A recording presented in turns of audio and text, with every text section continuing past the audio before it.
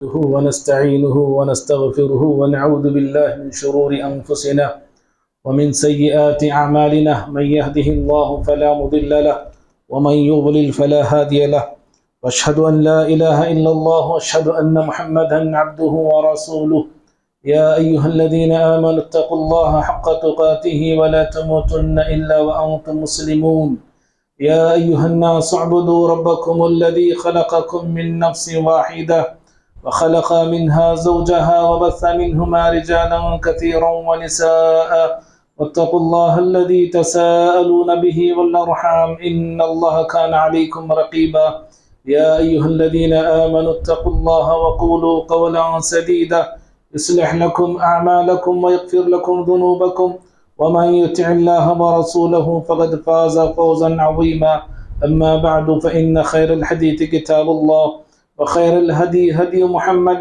صلى الله عليه وسلم وشر الأمور محدثاتها وكل محدثة بدعة وكل بدعة ضلالة وكل ضلالة في النار أعوذ بالله من الشيطان الرجيم بسم الله الرحمن الرحيم كم من فئة قليلة غلبت فئة كثيرة بإذن الله والله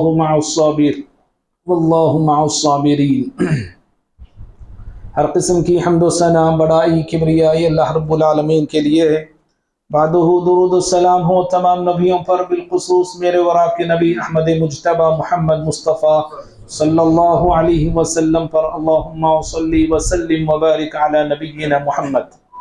محترم حاضرین جمعہ، پچھلے گزشتہ جمعہ اللہ رب العالمین کی مدد کے حوالے سے گفتگو کی گئی تھی، اور یہ بات آپ کے سامنے بتائی گئی، آپ کو سنائی گئی تھی کہ اللہ تعالیٰ نے مدد مانگنے کا حکم ہر مسلمان کو دیا ہے، ہر مومن کو دیا ہے، اور اس لیے ہم لوگ ہر نماز کی ہر رکعت میں اللہ تعالیٰ سے مدد کا سوال کرتے ہیں اور اقرار بھی کرتے ہیں، اعتراف بھی کرتے ہیں کہ اللہ زندگی میں ہم تجھ ہی سے مدد طلب کریں گے اور تیری ہی عبادت کریں گے، ایاک نعبد و ایاک نستعین کی اقرار کے ذریعے۔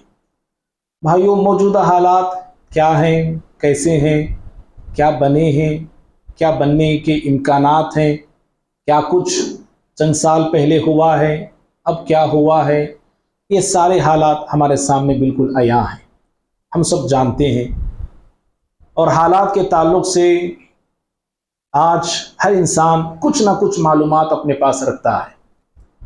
پرنٹ میڈیا، الیکٹرانک میڈیا، یہ ایسی چیزیں سوشل میڈیا کے ذریعے ہر ایک کے پاس آج کے حالات کے تعلق سے معلومات اور علم بآسانی پہنچ رہا ہے۔ حالات کی طرف میں اشارہ تو نہیں کروں گا، بس یہ بات بتانے کی کوشش میں کروں گا کہ ان حالات پر ہم کیسے قابو پا سکتے ہیں، ان مصیبتوں سے ہم نجات کیسے پا سکتے ہیں۔ مصیبتوں سے نجات ان سخت ترین اور اذیت ترین، مشکل ترین حالات سے ہم اسی وقت نکل سکتے ہیں جب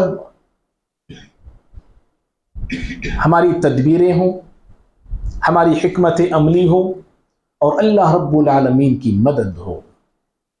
اللہ رب العالمین کی مدد سے اور اللہ رب العالمین کی نصرت سے ہم بڑے سے بڑے حالات کا اور بڑے سے بڑے چیلنجز کا آسانی سے مقابلہ کر سکتے ہیں، کیونکہ آج جو حالات ہم پر آئے ہیں، ہمارے ہندوستانی مسلمانوں پر، اور سب پر نہیں، چند ایک مقامات پر مسلمانوں پر حالات کا بگڑنا، حالات کا سخت ہونا، دشمنوں کا مسلط ہونا، دشمنوں کا ظلم کرنا، یہ کوئی نئی بات نہیں ہے، یہ بہت پرانی ہے۔ ہر دور میں یہ ہو رہا ہے۔ مصیبتوں کو جھیلنا، مصیبتوں سے ٹکرانا، یہ مسلمانوں کا بائیں ہاتھ کا کھیل ہے۔ ہر ظالم نے مسلمان پر ظلم کرنا چاہا۔ پیارے نبی صلی اللہ علیہ وسلم کا مکی دور، آپ صلی اللہ علیہ وسلم کا مدنی دور ہمارے سامنے بالکل واضح ہے۔ تو بھائیوں، ان حالات سے ہمیں نکلنا ہے تو یاد رکھو، اللہ رب العالمین کی مدد، ہماری حکمت، ہماری تدبیر، ہماری کوششیں ایک طرف، اللہ رب العالمین کی مدد ایک طرف۔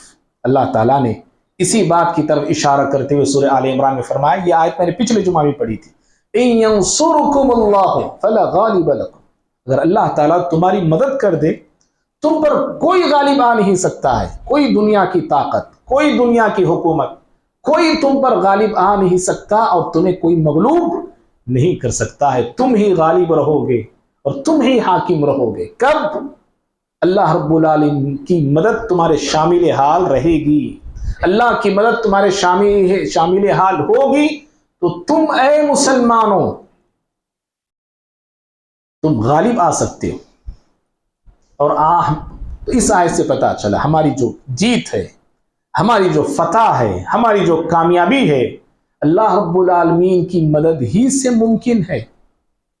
اور آج ہم ذلت سے دوچار ہیں، شکست سے دوچار ہیں، ناکامی، نامرادی، پستی، یہ سب کچھ کیوں ہو رہا ہے؟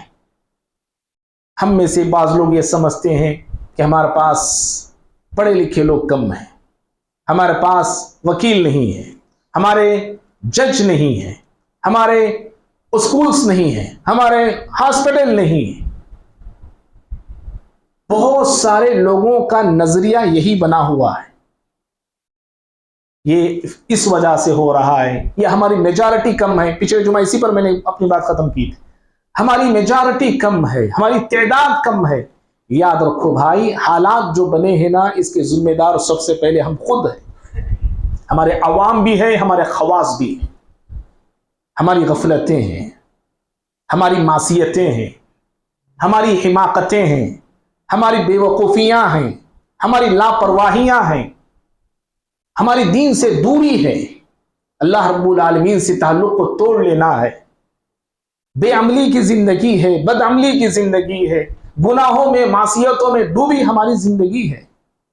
اور جب ایسے ہم بنے، اللہ کے حقوق کو مارنے والے بنے، اللہ کے حقوق کو ادا نہ کرنے والے بنے، بندوں کے حقوق کو ہضم کر جانے والے بنے، جب ہم ایسے ظالم بنتے ہیں تو پھر یاد رکھو اللہ ایسے ظالموں کو سدھارنے کے لیے ظالموں ہی کو مسلط کرتا ہے۔ قرآن کا یہ قانون ہے، اللہ سورہ انعام میں فرماتے ہیں، آیت نمبر 129 ہے، وَكَذَلِكَ نُوَلِّي بَعْضَ الظَّالِمِينَ بَعْضًا بِمَا كَانُوا يَكْسِبُونَ۔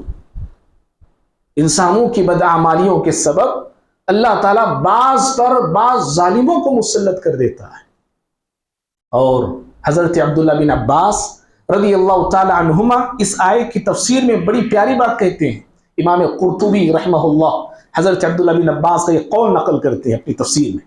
حضرت عبداللہ بن عباس رضی اللہ تعالی عنہما فرماتے ہیں کہ اللہ رب العالمین جب کسی قوم سے خوش ہوتا ہے، ان کے اعمال سے، ان کی زندگیوں سے، ان کے ایمان سے، اللہ جب کسی قوم سے خوش اور راضی ہوتا ہے تو اللہ تعالیٰ ان پر ایسے ذمہ داروں کو مسلط کرتا ہے، ایسے حاکموں کو مسلط کرتا ہے جو نیک ہوتے ہیں، اخلاق والے ہوتے ہیں، نرم دل ہوتے ہیں۔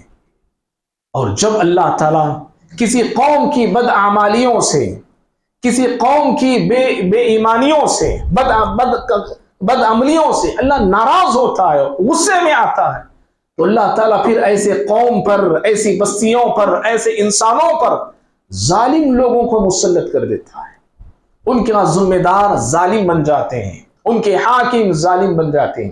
اور فضیل بن عیاض رحمہ اللہ ایک بہت بڑے محدث گزرے ہیں، وہ کہتے ہیں کہ جب کوئی ظالم کسی ظالم سے بدلہ لے رہا ہو، کیا کہتے ہیں وہ؟ کوئی ظالم کسی ظالم سے بدلہ لے رہا ہو تو اے دنیا والو تم غور کرنا، کہتے ہیں وہ غور کرنا تم لوگ، یہ بھی ظالم ہے، وہ بھی ظالم ہے، اور یہ ظالم اس ظالم سے بدلہ لے رہا ہے تو کیوں؟ اس لیے کہ اللہ رب العالمین اس کے ظلم کو ختم کرنے کے لیے، اس ظلم کو، اس ظالم کو سبق سکھانے کے لیے ایک دوسرے ظالم کو مسلط کر دیتا ہے۔ فضیل بن عیاض کہتے ہیں اے دیکھنے والوں غور کرو تم لوگ اور ان ظالموں سے سبق سیکھ لو۔ معزز بھائیوں، جب ہم ایسے ظالم بنے، کون سا ظلم ہمارے پاس نہیں ہے بھائی؟ کیسے ظلم ہمارے یہاں نہیں ہے، کیسی زیادتیاں ہمارے پاس ہیں۔ ان الشرک لظلم عظیم، قرآن نے کہا سب سے بڑا ظلم تو شرک ہے۔ شرک کی کون سی ایسی شکل ہے، شرک کی ایسی کون سی قسم ہے جو مسلمانوں کے یہاں رائج نہیں ہے؟ مشرکین مکہ، پرسوں میں کسی کو بتا رہا تھا، مشرکین مکہ خانہ کعبہ میں 360 بت رکھے تھے، ہم سب جانتے ہیں 360۔ لیکن آج مسلمانوں کی گلی گلی میں، ڈگر ڈگر میں، نگر نگر میں، راستے میں، چوراہوں میں 300 سے زیادہ، ہر گلی میں ایک مزار، ہر گلی میں ایک قبر۔ 300 سے زیادہ نہیں ہے؟ کتنے نہیں ہمارے اس ملک میں، اللہ اکبر۔ اور ایک ہی گاؤں میں کئی مزار ہوتے ہیں، عرس ان کے ہوتے ہیں، سجدے وہاں پہ ہوتے ہیں، طواف ان کے وہاں پہ ہوتے ہیں، نظر و نیاز، جانور ذبح کیے جا رہے ہیں، جو کچھ سب کچھ اللہ کے لیے ہونا چاہیے تھا۔ ڈر ہے نا، ڈر کی جو فیلنگ ہے، یہ بھی ایمان میں شامل ہے۔ یہ اگر میرا آپ کا ڈر، میرے آپ کے ڈر میں غیر اللہ ہے، میں آپ غیر اللہ سے ڈرتے ہیں، کسی قبر سے ڈر رہے ہیں، کسی مزار سے ڈر رہے ہیں، کسی پی ایم سے ڈر رہے ہیں، کسی ظالم قوم سے ڈر رہے ہیں۔ ہاں، اللہ کا جو ڈر ہونا چاہیے، کسی انسان کا ڈر ہے، کسی مردے کا ڈر ہے، یاد رکھو یہ بھی شرک ہے، یہ بھی شرک ہے۔ اہل علم نے اس کو بھی شرک میں شامل کیا ہے۔ کیا یہ ساری چیزیں نہیں ہیں؟ زندے تو زندے رہے، زندے سے کوئی ڈرتا ہے تو بات سمجھ میں آتی ہے۔ مسلم قوم یہ ایسی قوم ہے، مردوں سے ڈرتی ہے، جانوروں سے ڈرتی ہے، یہ بلیوں سے ڈرتی ہے، یہ کتوں سے ڈرتی ہے، قوموں سے ڈرتی ہے، یہ الو سے ڈرتی ہے، یہ ایک دھاگے سے ڈرتی ہے یہ قوم، جی دھاگے سے ڈرتی ہے یہ قوم۔ کون سا ایسا شرک ہے اور کون سی ایسی شکل ہے جو آج اس امت میں رائج نہیں ہے میرے بھائی؟ یاد رکھو، اپنے عقیدے کو درست کرو، اپنے ایمان کو درست کرو، اپنے عمل کو درست کرو، اپنی سوچ کو درست کرو، تدبیریں، حکمت عملی، یہ ساری چیزیں ہونی تو ہے، کرنی تو ہے۔ ساتھ میں جو سب سے اول چیز ہے، میں آپ کیسے جانتے ہیں؟ جھاڑ کو، پتوں کو میں اور آپ پانی دیتے ہیں، پانی دینا چاہیے جڑ کو پانی دو اللہ کے بندو، اپنے جڑ کو مضبوط کرو، خود بخود درخت ہرا بھرا ہو جائے گا، خود بخود ہو جائے گا، پتوں کو پانی دینے کی بھی ضرورت نہیں پڑے گی۔ تو اللہ رب العالمین کا یہ اصول ہے، جب ظالم ہم بنتے ہیں تو اللہ تعالیٰ پھر ہم ظالموں کو سبق سکھانے کے لیے ظالموں ہی کو مسلط کر دیتا ہے۔ اللہ تعالیٰ نے مجھے آپ کو ایک عظیم مقصد کے خاطر بھیجا ہے بھائی، ایک بہت عظیم ذمہ داری ہے، ایک عظیم پیغام اللہ تعالیٰ نے مجھے آپ کو دے کے دنیا میں بھیجا ہے۔ کیا ہے پیغام جانتے ہیں؟ مکی صورت نہیں، یہ مدنی صورت ہے۔ مدنی صورت کی آیت ہے سورہ آل عمران کی، کنتم خیر امت اخرجت للناس تأمرون بالمعروف وتنہون عن المنکر وتؤمنون باللہ۔ کہا تم بہترین امت ہو۔ اللہ اکبر۔ اللہ تعالیٰ جب بہترین کہے تو کوئی ہمیں بدترین کہہ سکتا ہے؟ کوئی ہمیں بدترین بنا سکتا ہے؟ ہرگز نہیں، ہم نے خود اپنے آپ کو بدترین بنا لیا ہے۔ اللہ نے کہا کنتم خیر امہ، تم بہترین امت ہو۔ تم کیوں بہترین امت ہیں؟ شکل میں، عقل میں، نقل میں، صورت میں، کس میں بہترین ہے؟ کہا اخرجت للناس، تمہیں انسانیت کے لیے نکالا گیا ہے، انسانیت کے لیے تمہیں پیدا کیا گیا ہے۔ تأمرون بالمعروف، تم نیکی کا حکم دیتے ہو، وتنہون عن المنکر، برائی سے روکتے ہو، وتؤمنون باللہ، اور تم اللہ پہ ایمان رکھنے والے لوگ ہو۔ جی اللہ پہ ایمان اور توکل رکھنے والے ہم لوگ ہیں۔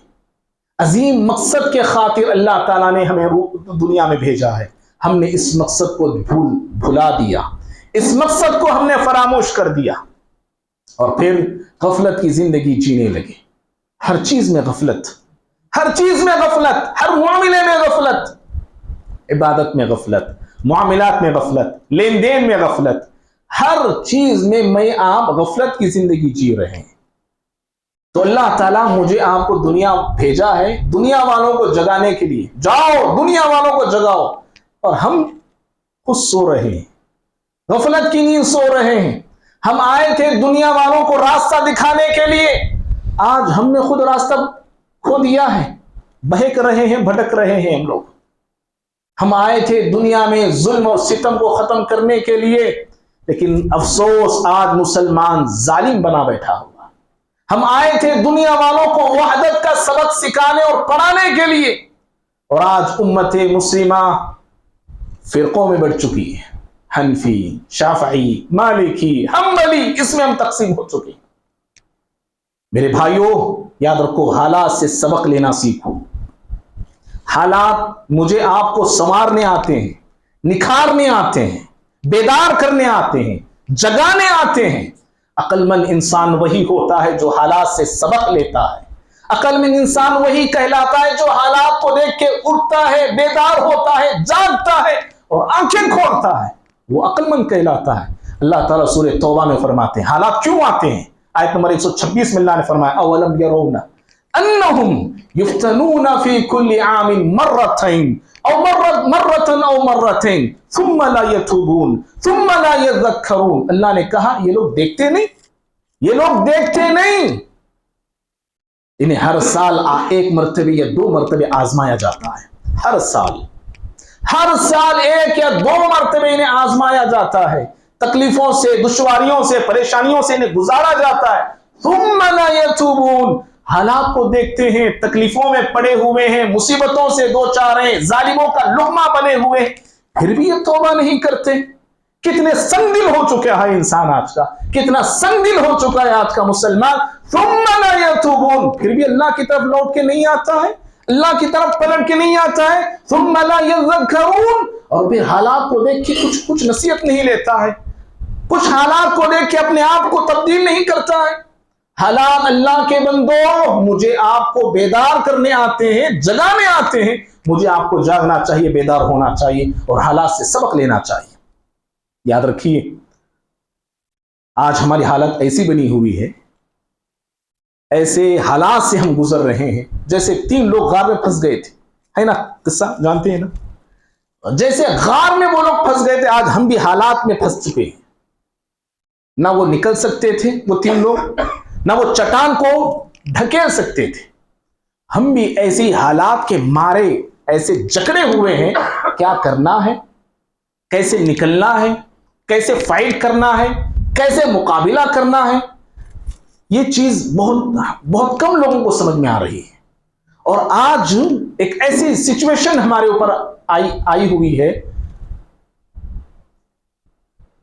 کرنا تو دور کی بات، آج بولنا بھی گناہ ہو گیا ہے، بولنا بھی گناہ ہو گیا ہے۔ اسی لیے شاعر نے کہا تھا ہم آہ بھی کرتے ہیں تو ہو جاتے ہیں بدنام، ہم آہ بھی کرتے ہیں تو ہو جاتے ہیں بدنام، وہ قتل بھی کرتے ہیں تو چرچا نہیں ہوتا ہے۔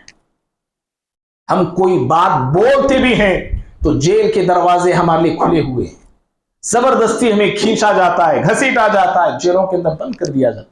ان حالات سے ہم گزر رہے ہیں، لیکن یاد رکھنا حالات کس قدر تنگ کیوں نہ ہو جائے، کس قدر ہمیں جکڑ دیا جائے، اللہ کی ذات سے کبھی نا امید نہیں ہونا چاہیے، کبھی نہیں ہونا چاہیے۔ پیارے نبی صلی اللہ علیہ وسلم اپنی 23 سالہ نبوت کی زندگی میں کبھی نا امید نہیں ہوئے، اور نا امیدی کا سبق آپ نے اپنے صحابہ کو نہیں دیا، کبھی نہیں۔ اللہ کی ذات پہ امید رکھی، اللہ کے وعدے ہیں یہ، اللہ کے کیا وعدے ہیں؟ اللہ سورہ صافات میں فرماتا ہے وَلَقَدْ سَبَقَتْ كَلِمَتُنَا لِعِبَادِنَا الْمُرْسَلِينَ، اللہ نے فرمایا کہ ہم نے جن بندوں کو رسول بنا کے بھیجا ہے ان رسولوں سے ہم نے یہ وعدہ کر چکے ہیں، یہ وعدہ کر چکے ہیں، یہ بات طے کی جا چکی ہے، انہم لہم المنصورون، تمہاری ہی یعنی رسولوں سے اللہ نے وعدہ کیا، رسولوں کے پیروکاروں سے، رسولوں کے تابعداروں سے اللہ نے یہ وعدہ کیا ہے کہ تمہاری مدد ضرور کی جائے گی۔ وَإِنَّ جُنْدُنَا لَهُمُ الْغَالِبُونَ، اور اللہ فرماتے ہیں ہمارا جو لشکر ہے وہی غالب ہو کر رہے گا، ہمارا لشکر غالب ہو کر رہے گا۔ اور اللہ کا لشکر کون سا ہے؟ اللہ کا لشکر کون سا ہے؟ اللہ کا لشکر کیسا ہوتا ہے؟ اللہ نے ایک اور مقام پہ فرمایا اللہ کا لشکر کون؟ جو کائنات میں سب سے زیادہ صرف اللہ سے محبت کرتے ہیں، اس کے نبی سے محبت کرتے ہیں، اس کے رسول سے محبت کرتے ہیں، ان کے سینوں میں، ان کے دلوں میں اللہ رب العالمین کی اور اس کے نبی محمد رسول اللہ صلی اللہ علیہ وسلم کی، دنیا کی ہر چیز سے بڑھ کے محبت ہوتی ہے۔ باپ سے بڑھ کے محبت اللہ اس کے نبی سے ہوتی ہے، اولاد سے بڑھ کے محبت اللہ اس کے نبی سے ہوتی ہے، اپنے خاندان سے بڑھ کے اللہ اس کے رسول کی محبت ہوتی ہے، ہر چیز سے بڑھ کے اللہ اس کے رسول سے محبت کرنے والے اور آخرت کی زندگی سے محبت کرنے والے، آخرت کی زندگی سے محبت رکھنے والے ایسے لوگ، اللہ رب العالمین کا لشکر جب جنگ بدر ہو رہی تھی، حضرت ابو عبیدہ بن جراح رضی اللہ تعالیٰ عنہ کا نام ہم سب جانتے ہیں، حضرت ابو عبیدہ بن جراح نے اپنے کافر باپ کو جنگ بدر میں قتل کر دیا. جانتے ہیں؟ اپنے کافر باپ کو قتل کر دیا تھا. یہ اللہ رب العالمین کا لشکر ہے. حضرت مصعب بن عمیر رضی اللہ تعالیٰ عنہ جو مدینے کے پہلے داعی بن کر پیارے نبی صلی اللہ علیہ وسلم نے جنہیں روانہ کیا تھا، مصعب بن عمیر جنگ بدر میں اپنے بھائی عبید بن عمیر کو قتل کر دیا. تو کافر تھا، اپنے سگے بھائی کو. حضرت ابوبکر صدیق رضی اللہ تعالیٰ عنہ کہنے لگے جنگ بدر کے بعد اپنے بیٹے عبد الرحمن سے کہنے لگے، جبکہ وہ ابھی وہ کافر تھے، عبد الرحمن کہنے لگے عبد الرحمن اگر تو ایک مرتبہ میری تلوار کے نیچے آ گیا ہوتا تو میں تجھے قتل کر دیتا ہوں. حضرت عمر بن خطاب رضی اللہ تعالیٰ عنہ جنگ بدر میں کتنے ہی اپنے قریبی رشتہ داروں کو جو کافر تھے اپنے ہاتھوں سے قتل کیا. یہ اللہ کا لشکر ہے، یہ اللہ کے لشکر ہیں.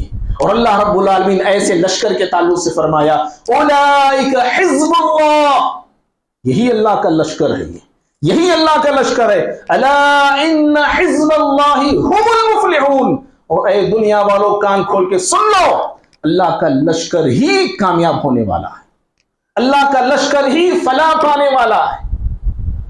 ہم کیا ہیں ایسے اللہ کے لشکر بھائی، کہنے والا سننے والے؟ ہماری زندگی ایسی ہیں کیا ہم اللہ کے لشکر میں ہم شامل ہونے کی کوشش تو کرتے ہیں؟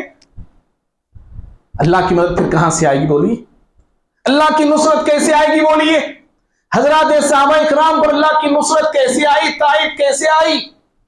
وہ اللہ کے لشکر بن کے زندگی جینے لگے. اللہ نے ان کو اپنا لشکر کہا ہے. میرے بھائیوں، اگر میں آپ اپنی زندگیوں کا جائزہ لیتے ہیں، ٹٹولتے ہیں، دیکھتے ہیں اور کھنگالتے ہیں اپنے آپ کو، تو میں اور آپ بہت دور کھڑے ہیں ایمان سے، اپنے اعمال سے، اپنی نیکیوں سے، اچھائیوں سے بہت دور کھڑے ہیں. اللہ رب العالمین اپنے بندوں کی ضرور مدد کرتا ہے، اللہ اپنے بندوں کو غالب ضرور کرتا ہے. اور یاد رکھنا، جیت، کامیابی، فتح میجارٹی بھی نہیں ہے. میجارٹی زیادہ ہو تو کامیابی حاصل ہوگی، نہیں. اگر ہم تعداد میں کم ہیں، قوت پہ کم ہیں، طاقت میں کم ہیں، میجارٹی میں کم ہیں، اگر اللہ کی مدد شامل حال رہی تو ضرور ہم غالب ہو کر رہیں گے. ضرور ہم بڑی بڑی طاقتوں کو گھٹنے ٹیکنے پہ مجبور کر سکتے ہیں اور دنیا پہ غالب آ سکتے ہیں. طالوت کا اللہ نے قرآن میں واقعہ نقل کیا. چھوٹا سا لشکر طالوت کا، اور سامنے جو دشمن تھا جالوت، بہت بڑا لشکر اس کا. طالوت کے پاس جو سپاہی ہیں بہت کم. براء ابن عازب کہتے ہیں جنگ بدر میں جتنے مسلمان تھے اتنے طالوت کے پاس تھے، اتنے طالوت کے پاس تھے. چھوٹا سا لشکر صبر اور استقامت کے ساتھ میدان جنگ میں ڈٹے رہے. اللہ کی ذات پہ کامل مکمل بھروسہ انہوں نے رکھا اور دشمنوں سے بھڑ پڑے، دشمنوں سے لڑ پڑے اور جالوت کو قتل کر دیا جو بہت بڑا بادشاہ تھا. داؤد علیہ السلام نے قتل کر دیا جالوت. اور قرآن نے کیا کہا جانتے ہیں؟ خطبہ مسنہ کے بعد میں نے یہی آیت پڑھی تھی، کم من فیۃ قلیلۃ غلبت فیۃ کثیرۃ باذن اللہ. کتنی ہی تھوڑی جماعتیں، تھوڑی جماعت کتنے مرتبے ایسے ہوا کہ تھوڑی جماعت بڑی جماعتوں پر اللہ کے حکم سے غالب آ گئے. تھوڑی جماعت، چھوٹی جماعتیں بڑی بڑی جماعتوں کو دھول چاٹنے پہ مجبور کر دیا. جنگ بدر کو آپ سامنے رکھیے، پھر اس بات کو سمجھنا ہے تو اور ڈیٹیل میں جنگ بدر کا نقشہ آپ سامنے رکھیے. مشرکین مکہ بڑی آن بان شان کے ساتھ، بڑی بڑی قوت کے ساتھ، بڑے ارادے کے ساتھ نکل چکے تھے اسلام کو مٹھانے کے لیے، پیغمبر اسلام کو ختم کرنے کے لیے، مسلمانوں کی زندگیوں کو بچانے کے لیے بڑی شان بان کے ساتھ نکلے تھے مشرکین مکہ. اللہ اکبر. مسلمان اس وقت کیا تھے؟ نہ بڑی تیاری ان کے پاس رہی، نہ بڑی تیاری انہوں نے کی، نہ بڑا لشکر، نہ بڑی قوت، نہ بڑی طاقت، نہ ہتھیار، نہ سواریاں. ہر چیز میں مسلمان کم. ہم نہیں کہتے، اللہ کا قرآن کہتا ہے. اللہ نے کہا وَلَقَدْ نَصَرَكُمُ اللَّهُ بِبَدْرٍ وَأَنْتُمْ أَذِلَّةٌ. اللہ نے کہا کہ اے مسلمانوں، اللہ نے تمہاری بدر کے میدان میں مدد کی، اور تم لوگ ہر اعتبار سے کمزور تھے، ہر اعتبار سے کمزور تھے، اتنے کمزور. کل جنگ ہونے والی ہے، پیارے نبی صلی اللہ علیہ وسلم پوری رات دعا اور مناجات میں گزار دیے، پوری رات. حضرت ابو بکر صدیق رضی اللہ عنہ پیارے نبی کو آ کے دلاسا دیتے ہیں، ہمت دیتے ہیں. ہم سب جانتے ہیں واقعہ. آپ صلی اللہ علیہ وسلم دعا کرتے ہوئے کہنے لگے، جو جملے ہیں نا پیارے نبی کے، جملوں پہ غور کیجیے آپ. مسلمان کس طرح وہاں پہ کس کمزوری کی حالت میں مسلمان آئے ہوئے تھے. آپ نے کہا اللہم ان تہلک هذه العصابہ من اہل الاسلام لا تعبد فی الارض. کہا پروردگارا، مسلمانوں کی یہ جو جماعت اگر کل ہلاک کر دی گئی، مار دی گئی، اللہ زمین پر تیری عبادت کرنے والا کوئی نہیں ہوگا، کوئی نہیں ہوگا.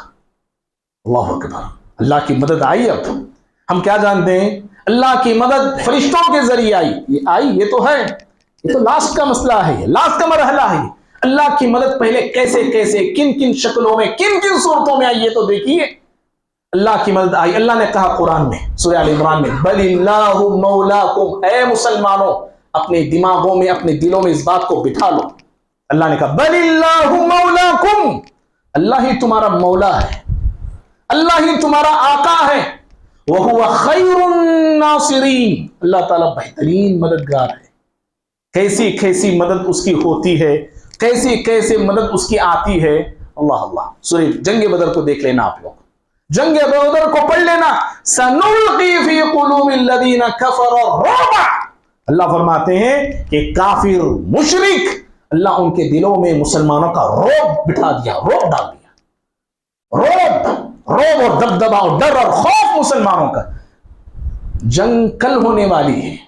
جنگ سے پہلے، جنگ سے بہت پہلے اللہ نے کافروں کے دلوں میں رعب ڈال دیا تھا، جنگ بدر ہونے سے پہلے.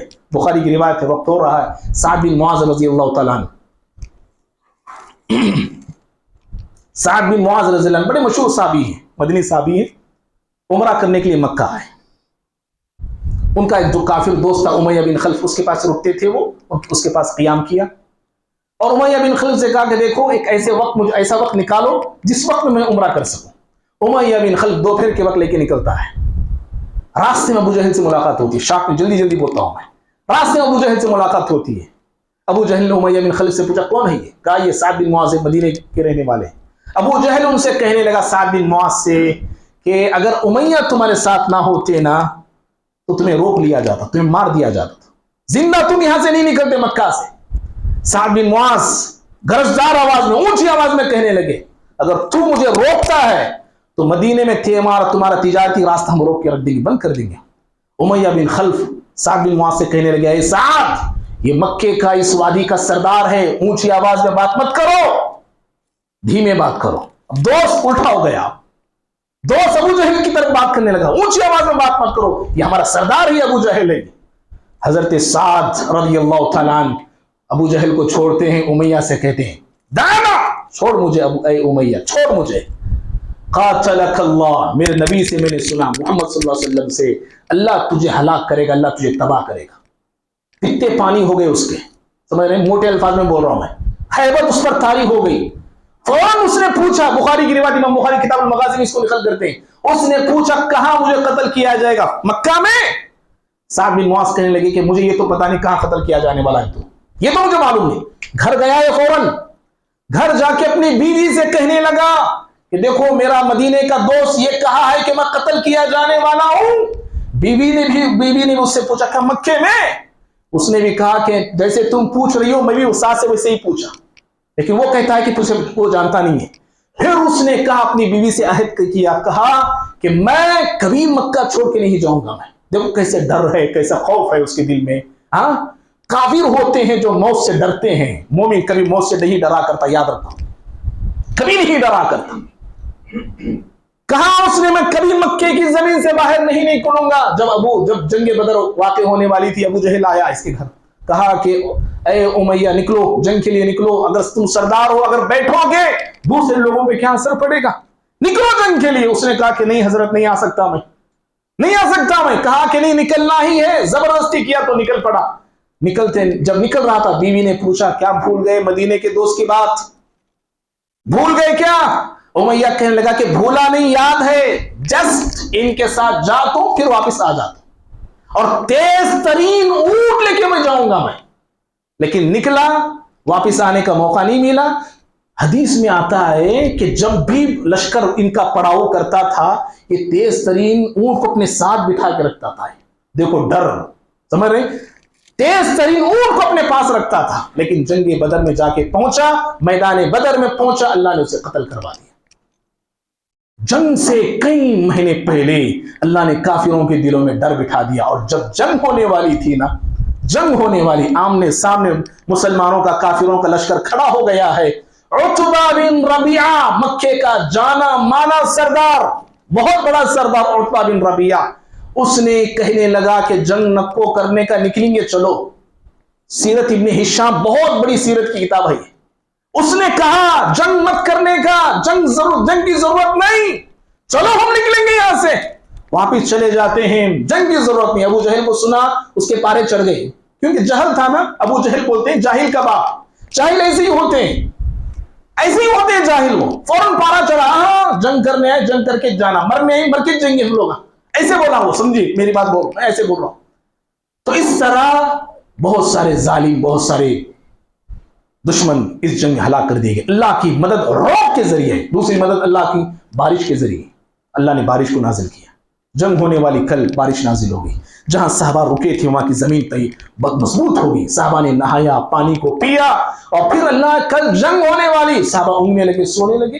علی بن ابی طالب رضی اللہ عنہ کہتے ہیں کہ سارے صحابہ سو گئے، کل جنگ ہے، سامنے مصیبت رہتی، کل تیرا آپریشن ہے، وہ تو سوتا نہیں آدمی، نیند آتی نہیں اس کو، کل تیرے گھر پر دشمن اٹیک کرنے والا ہے، اگر کوئی بولے نیند اڑ کے چلی جاتی ہے۔ جنگ ہونے والی ہے، بڑا سا لشکر آ کے کھڑا ہوا ہے، اور صحابہ ان کے مزے کی نہیں کر رہے۔ مدد ہے جی اللہ کی، یہ ایسے بھی آتی جی مدد اللہ کی۔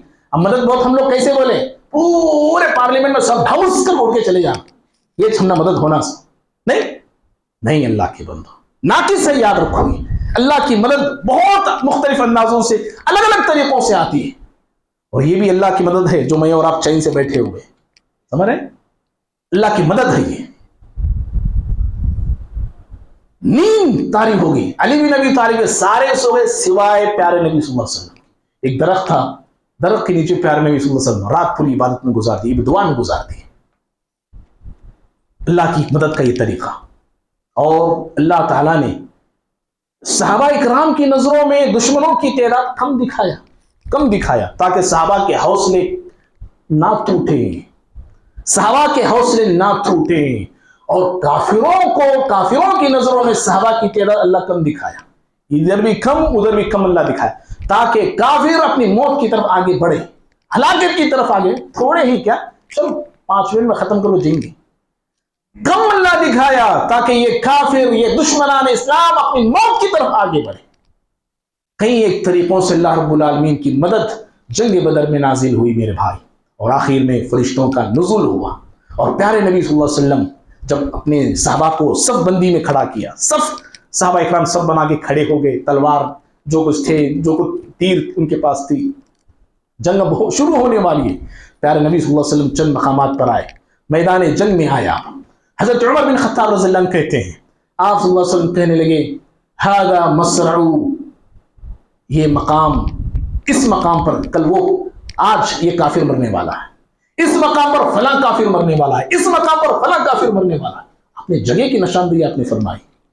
حضرت عمر بن خطاب رضی اللہ عنہ کہتے ہیں، جنگ ختم ہو گئی، میں نے دیکھا جس کا نام لے کے پیارے نبی صلی اللہ علیہ وسلم نے جگہ کی طرف اشارہ کیا تھا، ہر کافر اسی جگہ پر مرا پڑا تھا، 1 انچ بھی آگے پیچھے نہیں، اسی جگہ پہ۔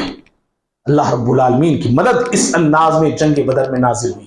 بہرحال بھائیوں، یاد رکھیے، تعداد میں ہم کتنے بھی کم کیوں نہ ہوں، اگر اللہ کی مدد شامل حال رہی تو بڑے بڑے لشکروں کے کائے کو اور پائے کو ہم پلٹ کے رکھ سکتے ہیں۔ اور اگر آخری بات ہے، ہمارا لشکر بڑا ہے، تعداد زیادہ ہے، فوج زیادہ ہے، ہتھیار ہمارے پاس ہے، سمجھیے، سپوز مان لیں اگر ہے، تب بھی مجھے آپ کو اللہ کی مدد کی ضرورت ہے جی۔ تعداد نہیں، ہتھیار نہیں، اللہ کی مدد، ہتھیار ہے، تعداد ہے، فوج ہے، لشکر ہے، سب کچھ ہے، اگر میں اور آپ اسباب پہ بھروسہ کر لیتے ہیں، اللہ کی مدد کی پرواہ نہیں کرتے، تو سمجھو پھر تباہ ہو جائیں گے۔ جنگ حنین کو سامنے رکھیے، پھر فتح مکہ کے بعد ہونے والی یہ جنگ ہے۔ اس جنگ میں مسلمان 10,000 کی تعداد میں تھے۔ سورہ توبہ بھی اللہ تعالیٰ اس کا نقشہ کھینچا ہے۔ 10,000۔ حضرات صحابہ اکرام میں عجب پیدا ہو گیا، اترانے لگے بعض مسلمان، ارے ہم اتنی زیادہ تعداد میں ہیں نا جی، اتنی زیادہ تعداد، فلن تغنی عنکم شیئا فلن تغنی کثرتکم شیئا، اللہ کہتا ہے تمہاری تعداد تمہیں کچھ کام نہ آئی۔ جب جنگ شروع ہو گئی، ایسے وار اور ایسے تیر مشرکین اور کافرین برسانے لگے کہ مسلمان چند ایک میدان چھوڑ کے بھاگ گئے۔ جو ابھی اترا رہے تھے اتنی ہم زیادہ تعداد میں ہیں، ہمیں کون ہرا سکتا ہے؟ نہیں، اللہ کی مدد۔ اللہ تعالیٰ فرماتا ہے ثم انزل اللہ سکینتہ علی رسولہ وعلی المؤمنین، پھر اللہ نے مسلمانوں پر، پیارے نبی صلی اللہ علیہ وسلم پر سکینت کو نازل فرمایا، اور ایسا لشکر اللہ نے نازل کیا جو نظر نہیں آتا تھا۔ تو بہرحال بھائیو، اللہ کی مدد یاد رکھو بڑی اہمیت کی حامل ہے۔ ہر وقت اللہ کی مدد کا محتاج مجھے آپ کو رہنا چاہیے، اللہ تعالیٰ سے مدد کا سوال کرنا چاہیے، اور اگر اللہ کی مدد نہیں، ایک سیکنڈ کے لیے بھی اللہ کی مدد اگر نہیں رہی نا، میں اور آپ تباہ ہو جائیں گے۔ اسی لیے پیارے نبی دعا کرتے اللہم ارجو، اللہم رحمتک ارجو فلا تکلنی الی نفسی طرفۃ عین، اللہ ایک پلک جھپکنے کے برابر بھی مجھے میرے حوالے نہ کر، تیری مدد ہمیشہ میرے ساتھ رہے پروردگار۔ ایک لمحے کے لیے بھی اللہ ہمیں حوالے کر دیا کسی کے، لوگ تباہ ہو جائیں گے، برباد ہو جائیں گے۔ انشاءاللہ مدد کیسے آتی ہے، کیا اسباب ہیں مدد کو پانے کی، آج اصل وہ مجھے بتانا تھا، وقت ہو چکا ہے۔ انشاءاللہ آئندہ جمعہ ہم اللہ کی مدد کو پانے کے کیا طریقے ہیں، کیا راستے ہیں، اس پر انشاءاللہ گفتگو ہوگی۔ اللہ سے دعا ہے اللہ رب العالمین مجھے، آپ کو، ہم سب کو بہترین، اچھے، کامل اللہ مسلمان اور مومن بنائے۔ اللہ رب العالمین ہم تمام کی گناہوں کو، خطاؤں کو معاف فرمائے۔ اللہ تعالیٰ اپنی زندگیوں کو ہم تمام کو سنوارنے اور اپنی زندگیوں کو سدھارنے کے اللہ توفیق عطا فرمائے۔ ظالموں کے ظلم سے اللہ بچائے۔ ہر وقت اللہ رب العالمین، ہر پل، ہر لمحہ اللہ اپنی مدد کو ہمارے زندگیوں میں شامل حال فرمائے۔ آمین۔ اقول قولی ھذا استغفر اللہ لی ولکم ولسائر المسلمین من کل ذنب فاستغفروہ انہ ھو الغفور الرحیم۔